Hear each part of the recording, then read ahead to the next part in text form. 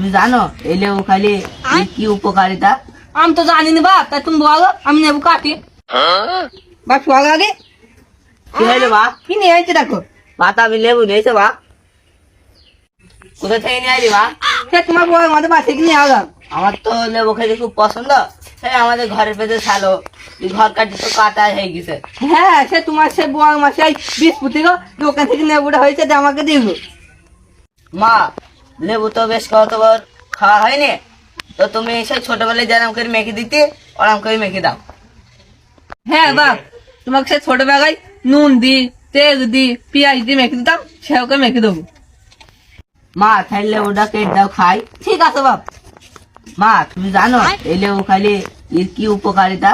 আমি তো জানি না বাপ, তাই তুমি বলো, আমি নেবো কাটি। ই খাইলে শরীর মোটা হয়, ঘন ঘন পাদ হয়, হাগা কষা হয়, আবার সহ পুষ্টি আছে। বাপ, এই নেবু খালে আর কি হয়? ডায়রিয়া হয়, কলেরা হয়, আমেশা হয় এবং পাতলা পায়খানা ফিরতে হয়।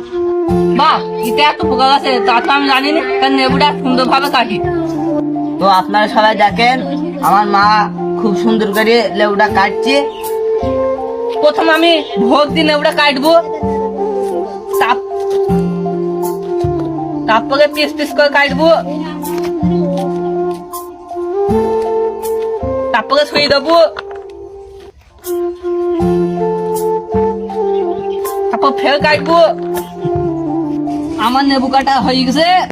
এই যে উপরে খোলা দেখেছো, এই খোলা গুনটা ছুঁয়ে দিতে হবে। আমার ছেলেতে বললো কি কি উপকার আছে এর ভিতরে। তো আপনারা দেখেন আমি কি কি দিই নেবুর ভিতরে। প্রথমে নুন দিলাম, তারপর ঝাল দিলাম, তারপরে এই যে তেল দিলাম একটু। এবার সুন্দর ভাবে মাখাবো, আপনারা দেখেন। এবার খেতে সেই মজা নাইবে। আমার মাখন হয়ে গেছে, এবার আমি আমার ছেলেটা দেবো, খেয়ে বলবে আপনাদের কেমন হয়েছে। মা, এই একটা দিস কেন, আর দাও।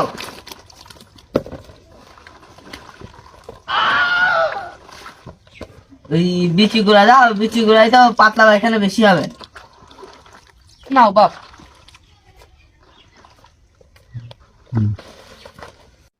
আপনারা দেখেন আমার মার লেবু মাখানো শেষ, এখন আমি খাবো। সেই স্বাদ দিতে সেই। মা, থেকে তুমি একটু লেবু খাও। না বাপ, আমি খাবো না, তুমি খাও। তো আমার এক ভিডিওতে এক ভাই কমেন্ট করলো যে লেবুর রেসিপি কিভাবে বানাই। তো আমরা রেসিপিটি বানিয়ে ফেললাম এবং ভাইয়ের রিপ্লাইটি দিয়ে দিলাম। তো আমরা আগামীতে